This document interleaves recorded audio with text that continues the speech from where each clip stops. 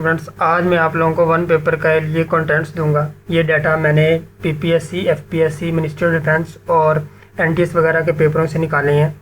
ये कंटेंट्स वो वाले हैं जो जिनसे ये पेपर बनते हैं और बार बार इन्हीं में से, इन डोमेन में से क्वेश्चन लिए जाते हैं। तो वन पेपर की कंप्लीट प्रिपरेशन के अंदर मैं आप लोगों को बुक्स का रेफरेंस, बुक्स भी बताऊँगा कि आपने किन बुक से तैयार करना है ये डाटा, और लिंक्स भी दूंगा कि आपने इन लिंक से जाकर अगर डाटा सर्च करना हो तो आपको एक्यूरेट और एग्जैक्ट डाटा कैसे मिलेगा। तो वन पेपर के अंदर सबसे पहले हमारी जो कंपलसरी सब्जेक्ट्स आते हैं, जैसे पाकिस्तान अफेयर है। तो पाकिस्तान अफेयर में आपने जो चीज़ें करनी है वो सबसे पहले तो ये हैं कि कॉन्स्टिट्यूशन 3 पाकिस्तान का टोटल कॉन्स्टिट्यूशन है। पहला कॉन्स्टिट्यूशन कब आया, किसने दिया, सेकेंड, थर्ड, और फिर इनके अंदर इम्पोर्टेंट जो आर्टिकल्स हैं। वैसे तो आपने हर कॉन्स्टिट्यूशन के आर्टिकल याद रखने हैं कि पहले के कितने हैं, जैसे कि 234 थे, सेकंड के 250 हैं, और अब वाले जो 73 वाला है, 1973 वाला, उसके अंदर टोटल 280 आर्टिकल्स हैं।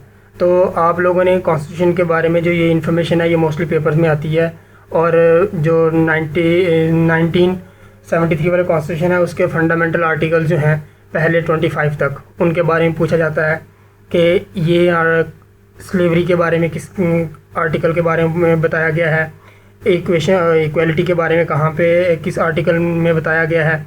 तो इस तरह से जनरल जो आर्टिकल्स हैं वो थोड़े से होंगे, इनके लिए मैं नेक्स्ट आपको वीडियो बना के दूंगा, वो भी आपने याद करने हैं। सेकंड चीज़ आपने देखनी है कि पाकिस्तान जब बना था तो फर्स्ट टाइम पहली डेजिग्नेशन पे कौन आया था और अब कौन है, मीन्स के पहला गवर्नर जनरल कौन था, पहला स्टेट बैंक का गवर्नर कौन था। तो इस तरह से, और अभी करंट कैबिनेट में भी फर्स्ट और लास्ट, ये चीज़ें आपने ज़रूर करनी है। फिर आपने करंट कैबिनेट करनी है। करंट कैबिनेट बहुत ज़रूरी होती है। हर जब भी कोई एमसीक्यू पेपर आता है, वन पेपर, उसके अंदर करंट कैबिनेट के बारे में पूछा जाता है, जिसके अंदर मोस्टली सीएम्स आते हैं, 4 प्रोविंस हैं, इसके अलावा फिर गिलगित बल्तिस्तान और कश्मीर जो हैं, इनके सीएम, पीएम, गवर्नर्स और प्रोविंशियल असम्बलीज़ के अलावा आईजीज़ वगैरह। तो ये सारी चीज़ें आपको आनी चाहिए। उसके बाद ज्योग्राफी पाकिस्तान की बड़ी इंपॉर्टेंट है पाकिस्तान अफेयर के हिसाब से, कि आपने देखना है कि पाकिस्तान के बॉर्डर किस किस कंट्री के साथ लग रहे हैं, उनकी लेंथ कितनी है और उनका स्पेसिफिक नेम क्या है। फिर पाकिस्तान अफेयर के अंदर ही ये पाकिस्तान की ज्योग्राफी में आएगा कि डैम्स कहाँ पे हैं, कौन सा डैम कहाँ पे है, उसकी कैपेसिटी कितनी है, माउंटेन रेंज का कौन कौन सी पाकिस्तान को कनेक्ट कर रही है, किस कंट्री के साथ कर रही है। ये चीज़ें आपने डिटेल में करनी है। इन चीज़ों के लिए मैं आपको सोर्स भी प्रोवाइड करूँगा, आपको बुक्स भी बताऊँगा जो कि ऑथेंटिक बुक्स होंगी, और लिंक्स भी दूँगा। उन लिंक्स के ज़रिए से आप लोग ईज़िली प्रिपरेशन कर लोगे और उस प्रिपरेशन के ज़रिए से आप मैक्सिमम से मैक्सिमम मार्क्स हासिल कर सकते हैं।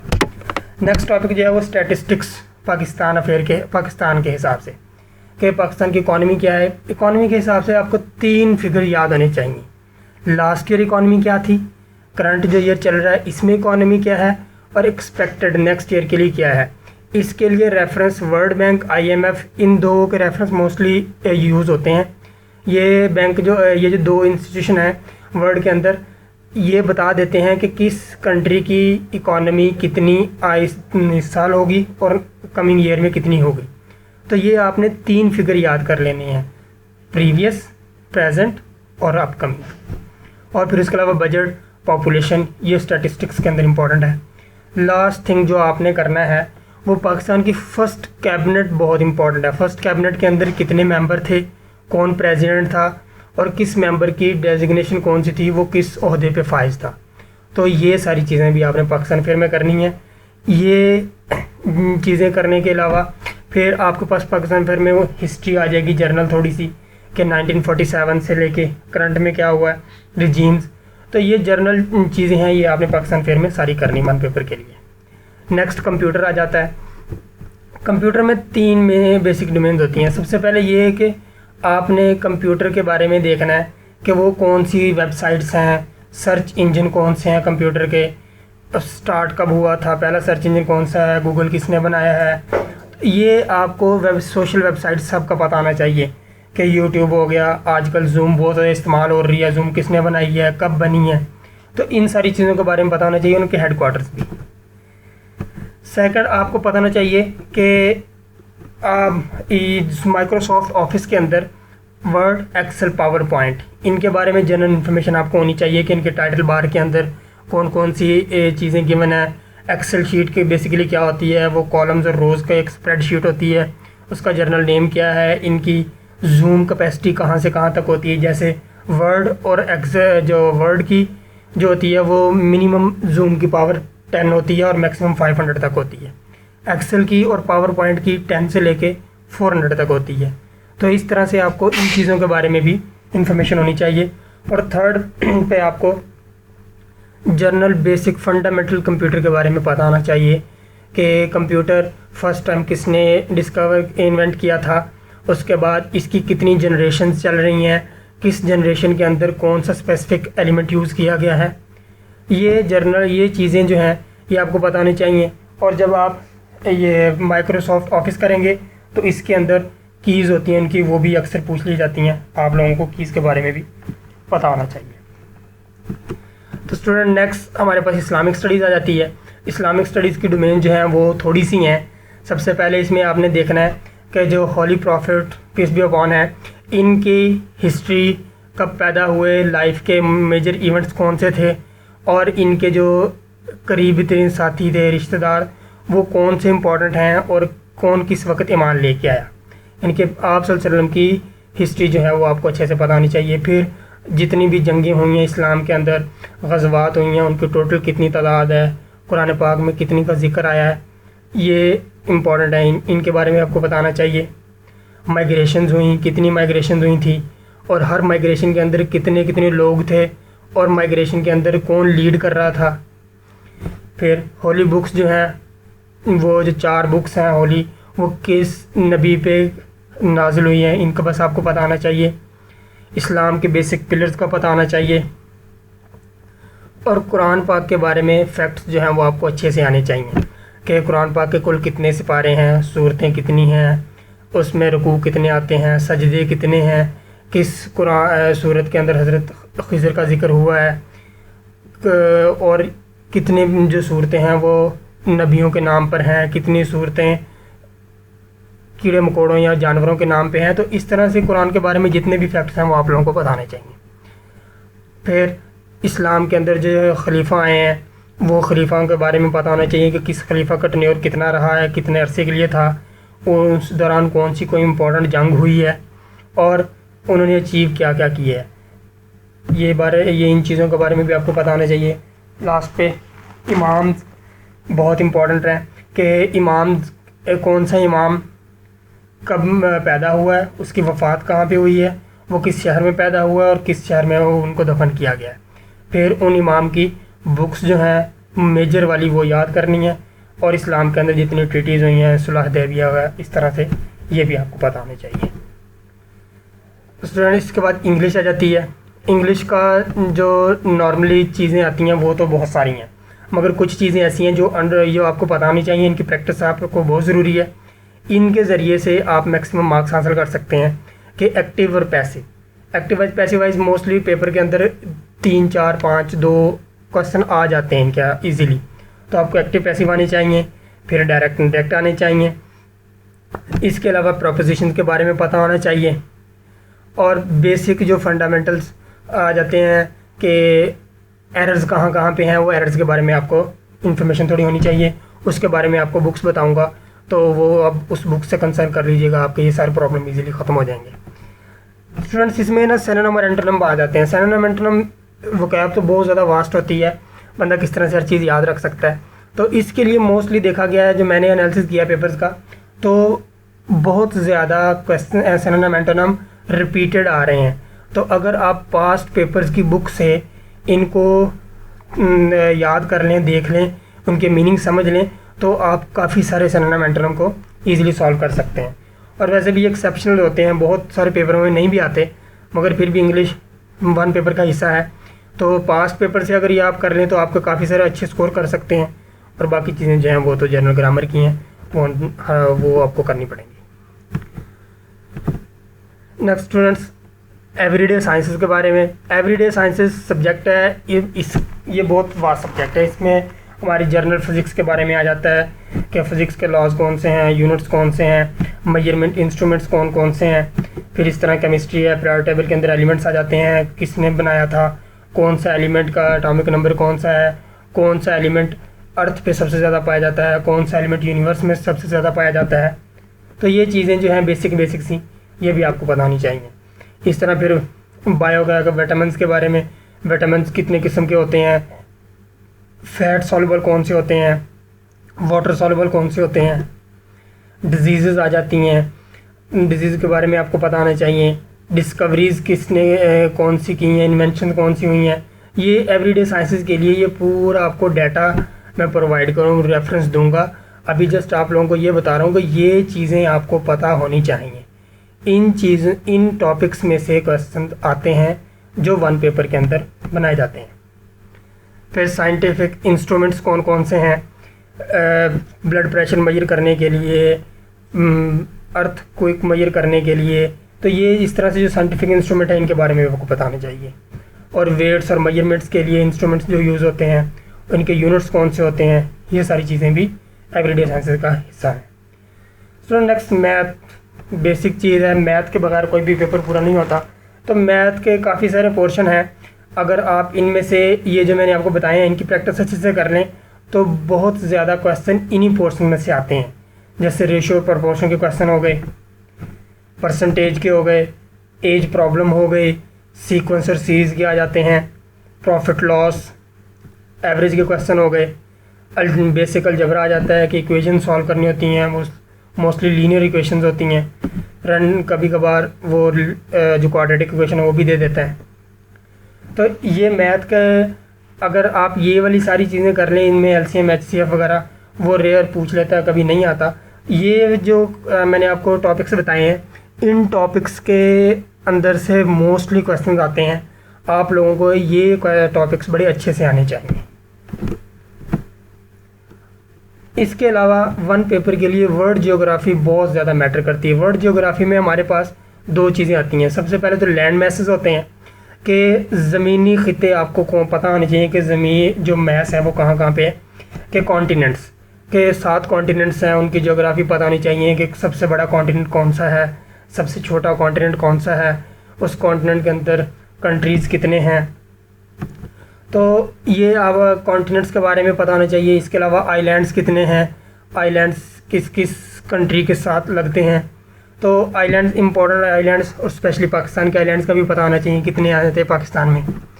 आप लोगों ने मुझे कमेंट करके बताना है कि पाकिस्तान का सबसे बड़ा आइलैंड का नाम क्या है और उसका एरिया कितना है। फिर इसके अलावा माउंटेन रेंजेस आ गई कि वर्ल्ड के अंदर कौन कौन सी माउंटेन रेंज है, कि सबसे बड़ी माउंटेन रेंज वर्ल्ड में कहाँ पाई जाती है, सबसे छोटी माउंटेन रेंज कहाँ पे है, पाकिस्तान के अंदर कितनी माउंटेन रेंजेस आती हैं।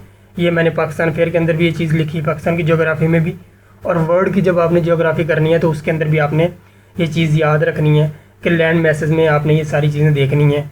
अब इसके अंदर वो बेस आ जाएंगी, ये वाटर बॉडीज़ के अंदर अभी आगे फिर चीज़ें आती हैं, दोनों के अंदर कंसिडर कर रहे होते हैं मोस्टली। तो नेक्स्ट दूसरे में हमारे इसके कंट्रीज़ देखने हैं, उसके कैपिटल्स देखने हैं। तो स्टूडेंट्स अब वर्ल्ड ज्योग्राफी में दूसरी जो मेजर चीज़ है वो है वाटर बॉडीज़, कि वाटर बॉडीज़ के अंदर क्या क्या चीज़ें आती हैं ये भी आपको बताना चाहिए।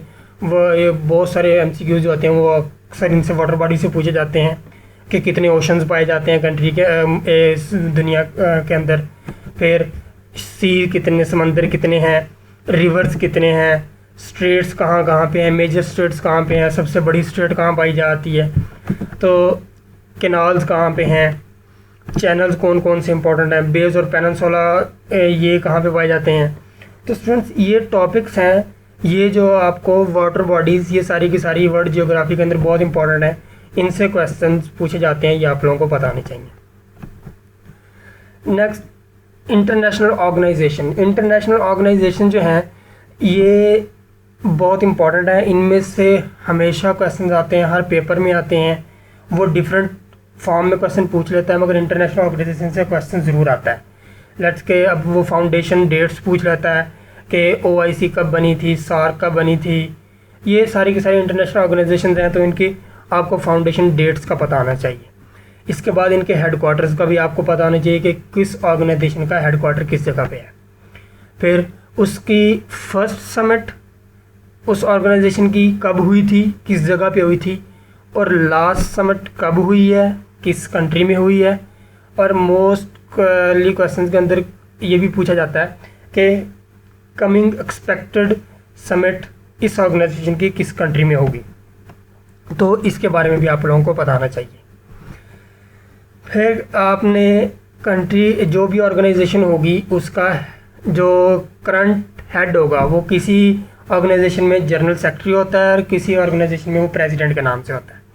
तो आपको जो करंट हेड होगा ऑर्गेनाइजेशन का उसका नाम भी आना चाहिए, और वो उसका पूछ लेते हैं कि किस कंट्री से है। जैसा कि मैंने अभी लास्ट एक क्वेश्चन में देखा था कि रिसेंटली यूनाइटेड नेशन का उन्होंने पूछा था कि सेक्रेटरी कौन है, अंटोनियो गुतेरेस है, तो वो किस कंट्री से बिलोंग करता है, वो पुर्तगाल का है। तो इस तरह से आपको ये पता होना चाहिए कि किस कंट्री का जनरल सेक्रेटरी या फिर प्रेसिडेंट कौन है और वो किस कंट्री से है। तो स्टूडेंट्स, नेक्स्ट जो हमारे पास टॉपिक आ रहा है वो जनरल नॉलेज का आ रहा है। जीके बहुत सारे वन पेपर के अंदर ये होता है कि बाकी सारी चीज़ें बहुत कम होती हैं और जीके का जो वेटेज होती है वो 60% या 80% तक करीब होती है। अब जीके के अंदर क्या क्या चीज़ें आएंगी, बेसिकली ये ज्योग्राफी भी जीके के अंदर ही शामिल होती है, और ये जब पेपर बनाते हैं तो वो ज्योग्राफी को भी जनरल नॉलेज के अंदर ही इंक्लूड कर देते हैं, मगर वो एक सेपरेट टॉपिक है। तो जनरल नॉलेज के अंदर जो सबसे पहले इंपॉर्टेंट चीज़ है वो आपने देखना है करेंसीज़। हर ये पूरे जो दुनिया के अंदर कंट्रीज़ हैं सबकी करेंसीज़ याद करना ज़रूरी नहीं है, मगर बहुत सारे कंट्रीज़ ऐसे हैं जो काफ़ी पावरफुल हैं, प्रोमिनेंट हैं, या जिनके लिंक्स पाकिस्तान के साथ हैं, तो उनकी करेंसीज अक्सर पूछ ली जाती हैं, तो आपको करेंसीज याद करनी होंगी। फिर पार्लियामेंट के नेम्स पूछ लेते हैं कि पाकिस्तान की पार्लियामेंट का नेम क्या है, अमेरिका की पार्लियामेंट का नेम क्या है, रशिया की पार्लियामेंट का नेम क्या है, तो ये आपको पार्लियामेंट के नेम भी आने चाहिए। इंटेलिजेंस एजेंसीज़ के बारे में पूछते हैं कि किस कंट्री की इंटेलिजेंस एजेंसी कौन सी है। न्यूज़ एजेंसीज़ के बारे में पूछ लेते हैं कि उसके अलावा फिर जनरल नॉलेज के अंदर हिस्ट्री के अंदर जो वॉर्स हुई, कन्फ्लिक्ट हुए हैं, किस कंट्री के किसके साथ कन्फ्लिक्ट हुए हैं, वर्ल्ड वॉर्स के बारे में, और उस वक्त कौन कौन से लीडर किस कंट्री को लीड कर रहे थे। तो ये जो है ये चीज़ें सारी जनरल नॉलेज के अंदर आ रही होती हैं। और फिर ट्रीटीज़ कौन कौन सी हुई हैं। स्पोर्ट्स के रिलेटेड क्वेश्चन बहुत आते हैं कि जैसे क्रिकेट है तो क्रिकेट के लिए सबसे बड़ा ग्राउंड कौन सा है, इम्पोर्टेंट प्लेयर का नाम पूछ सकते हैं। फिर क्रिकेट में पिच की लेंथ पूछते हैं और बैट की लेंथ पूछ लेते हैं। तो ये चीज़ें जो है स्पोर्ट्स में आपने हर चीज़ को डिटेल से करना है, और स्पोर्ट्स में जो भी आपने स्पोर्ट्स को लेना है उसको ध्यान से करना है कि अगर आप हॉकी का कर रहे हैं तो हॉकी का ग्राउंड का पता होना चाहिए, हॉकी में कितने प्लेयर यूज़ होते हैं, प्लेयर खेल रहे होते हैं एक टीम के, और फिर हॉकी में पेनल्टी कितने डिस्टेंस से पे मारी जाती है। तो इन चीज़ों के बारे में स्पोर्ट्स का आपको अच्छे से पता होना चाहिए। और लास्ट पे जनरल नॉलेज के अंदर उर्दू जो है ये भी इसी में ही आ जाता है। उर्दू का आपको अच्छे से पता होना चाहिए। उर्दू के लिए जो मैं आपको बुक्स बताऊंगा उनके अंदर भी डाटा होगा। इसके अलावा अगर आप पास्ट पेपर भी कर लेते हैं तो पास्ट पेपर में जो क्वेश्चन रिपीट हो रहे थे ना, उर्दू में मोस्टली वही आते हैं। अगर आप वो अच्छे से कर लें तो आप मैक्सिमम मार्क्स वहाँ से हासिल कर सकते हैं। स्टूडेंट्स, हमारा जो टॉपिक्स थे वो सारे मैंने आपको बता दिए कि इन टॉपिक्स से डाटा लिया जाता है वन पेपर बनाने के लिए, वो पीपीएससी का हो, वो एफपीएससी का हो, या कोई भी और जैसे मिनिस्ट्री ऑफ डिफेंस वगैरह हो गया। तो ये सारे उनके टॉपिक्स थे। अगर आप इनको अच्छे से तैयार करें तो ये इन्हीं में से आप तैयार करने के बाद बड़े अच्छे स्कोर हासिल कर लेंगे। अब मैं आपको रिसोर्सेज बताने जा रहा हूँ। ये वो रिसोर्सेज हैं जिनको आप जहाँ से आप तैयार करेंगे ये सारे टॉपिक्स जो मैंने आपको डिटेल में बताए हैं। इन रिसोर्सेज में बुक्स हैं। जनरल नॉलेज के लिए आप कोई भी बुक यूज़ कर सकते हैं, मगर मैंने जो ये डाटा ढूंढा है फिर उनको सर्च किया है कि ये वाला डाटा किस बुक के अंदर अच्छा है, तो वो ये जनरल नॉलेज की कारवां की बुक है, उसके अंदर डाटा अच्छा दिया गया है। और आप अपनी वैल्यूएशन के लिए जब ये सारा कर लें तो पास्ट पेपर को ज़रूर कंसर्न करें। मोस्टली तो कहते हैं कि आप जो पास्ट पेपर की बुक है वो अच्छे से कर लें, मगर आपको 3 साल के पास्ट पेपर ज़रूर आने चाहिए। सपोज़ अब आप 2021 के अंदर अगर आप अब तैयारी शुरू कर रहे हैं तो आपको 2021 में पेपर हुए हैं, 2020 में हुए हैं, 2019 में हुए हैं, तो ये सारे पेपर आपको अच्छे से आने चाहिए। इसके अलावा अगर आप पास पेपर की बुक कंसल्ट करना चाहें तो पीपीएससी और एफपीएससी के लिए ज़्यादातर इम्तियाज़ शाहिद की बुक इस्तेमाल होती है। वो एग्जैक्ट पास पेपर जो हुए होते हैं उसने कंपाइल करके दी होती है, आप वो अच्छे से कर लें। अगर आप वो बुक कर लेते हैं और ये जो आपको कंटेंट्स मैंने दिए हैं अगर आप ये अच्छे से कर लेते हैं तो इंशाल्लाह आपके बहुत अच्छे मार्क्स आएंगे। इसके अलावा वेबसाइट्स हैं जहाँ से अगर आपको डाटा ना मिले तो इन वेबसाइट्स के ऊपर डाटा बहुत अच्छा दिया हुआ है। तो इसके लिए पाक एमसीक्यूज़, करंट अफेयर्स के लिए और इसके अंदर बाकी जनरल नॉलेज जितनी भी मैंने आपको टॉपिक बताए हैं इन टॉपिक्स के रिलेटेड भी डाटा वहाँ पे पड़ा हुआ है। और एग्ज़ाम्स बेटा भी है, तो इंडिया बिग से भी आप मैथ अच्छी कर सकते हैं। तो ये हमारी टोटल कन्वर्सेशन थी कि जिसमें मैंने आपको बताया कि आपने डाटा कहाँ से लेना है, बुक्स का रेफरेंस भी आ गया, वेबसाइट्स भी होंगी और आपको टॉपिक्स भी सारे बता देंगे। तो इन टॉपिक्स को आप तैयार करें, आप एक अच्छा सा प्लान बनाएं कि आपने किस तरह से इनको लेके चलना है। तो अगर किसी स्टूडेंट को प्लान बनाने में कोई मसला पेश आ रहा हो तो वो मुझसे रब्ता करे, मैं इंशाल्लाह उसको गाइड करूँगा। तो स्टूडेंट्स ख्याल रखेगा अपना। आज की वीडियो के लिए इतना था। अल्लाह हाफिज़।